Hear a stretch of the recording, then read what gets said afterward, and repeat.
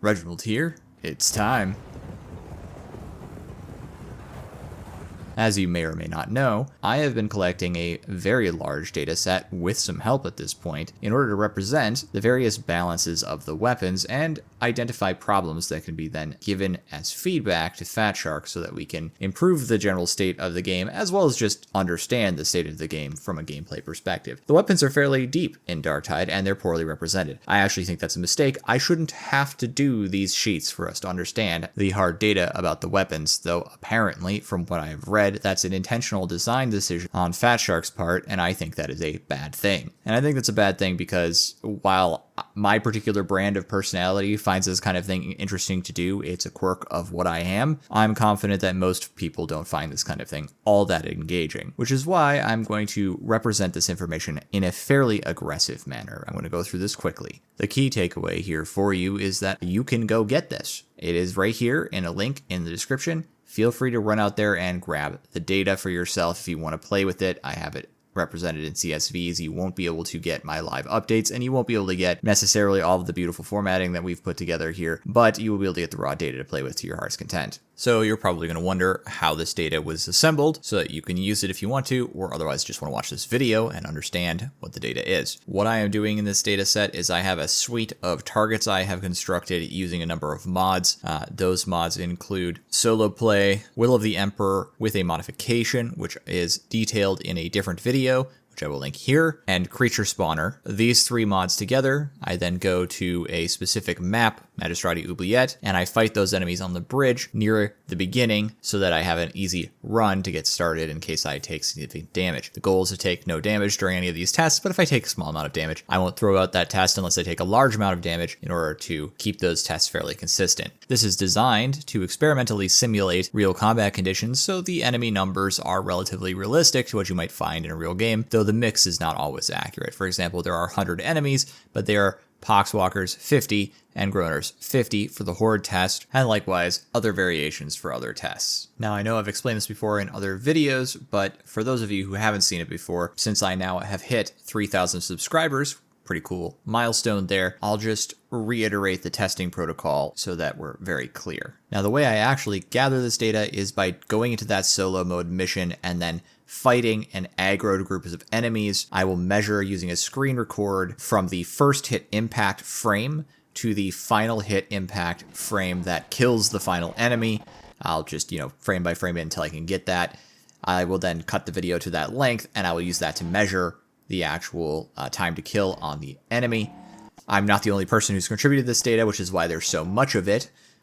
We actually have 4 other contributors who have helped a whole bunch, so I really appreciate their help, and I just want to, say thank you very much for helping me put together this data set. It's really cool to see. We have just a tremendous amount of it. So let me walk you through the enemies we kill. We kill a Horde group, which is 100 enemies, the standard size for a Damnation Horde spawn, which is 50 Poxwalkers and 50 Groaners in our mix. We then also fight 4 Crushers, 10 Scab and 10 Dreg Bruisers, a Rager group of 3 Scab and 3 Dreg Ragers, and then recently a Chaos Spawn was added. This is a live test against the Chaos Spawn. All the tests I just listed are with aggroed enemies. The expectation is that you are actually going to fight them and get a realistic time to kill. There is an exception to that. I have a test with 6 Scab and 6 Dreg Shotgunners, and a test with 8 Dreg Gunners. The purpose of this test is really just to test the maximum capacity of the weapon to get through things, and I used this in part when I was submitting feedback on the Chain Axe Mark IV and its light attacks versus other comparable weapons. So you're going to be invisible for these tests if you decide to replicate any of my tests, and the point of that is just to let you determine kind of like more ambushy conditions, also deal with sort of cleave mechanics. Like, it's really interesting to see how quickly you can kill a group of shotgunners with an antax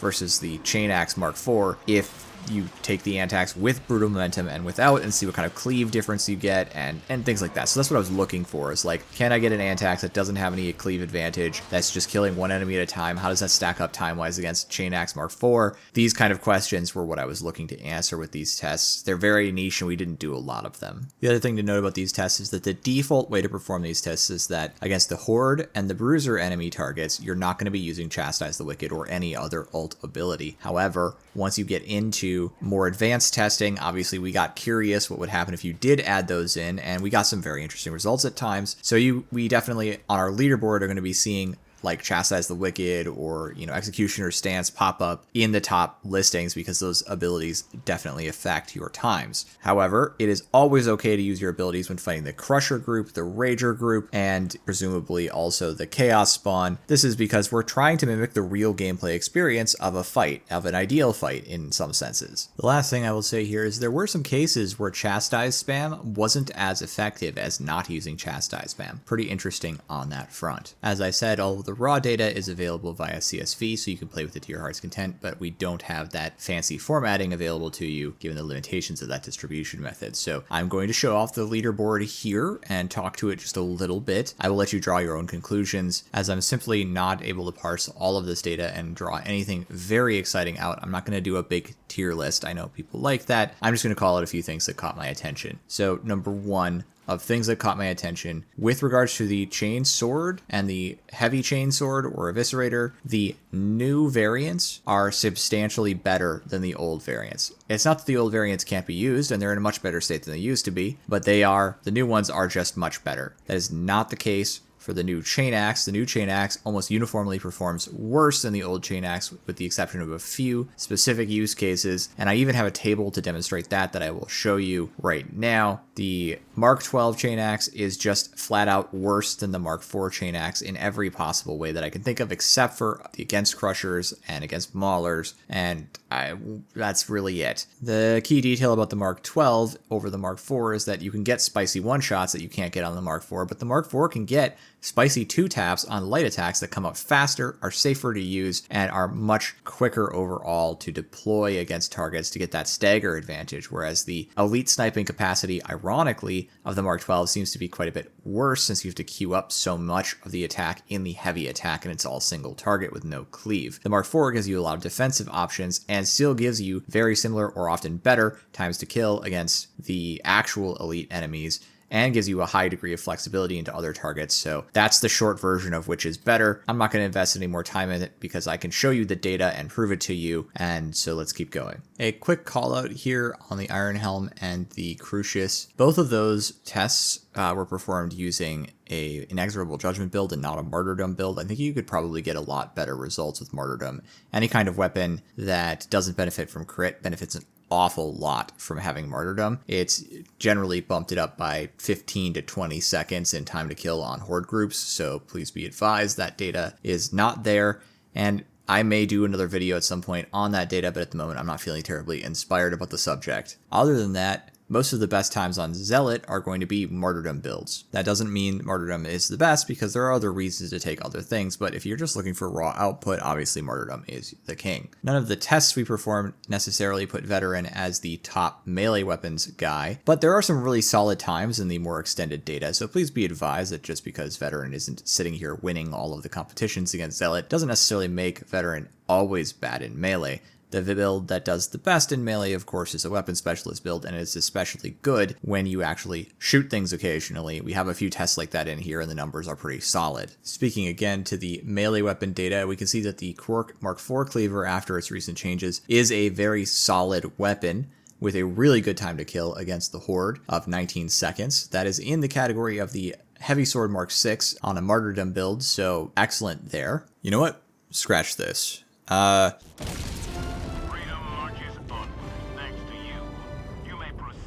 I'm just going to put these leaderboards up on screen one after another. I'll leave them on about 30 seconds each, maybe 20. And you could just take a screenshot if you want this particular set of data. You can analyze it yourself, see what pops out of you as interesting, and then you can go download the CSV that I have available for the raw data and play with it to your heart's content. We're going to keep this simple. I'm not feeling very enthusiastic about analyzing any of this anymore. I'm going to go play some Helldivers.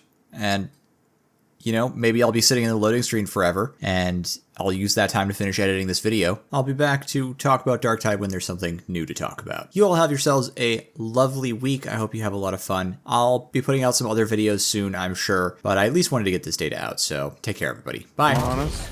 Oh my god. Oh my god. What just happened?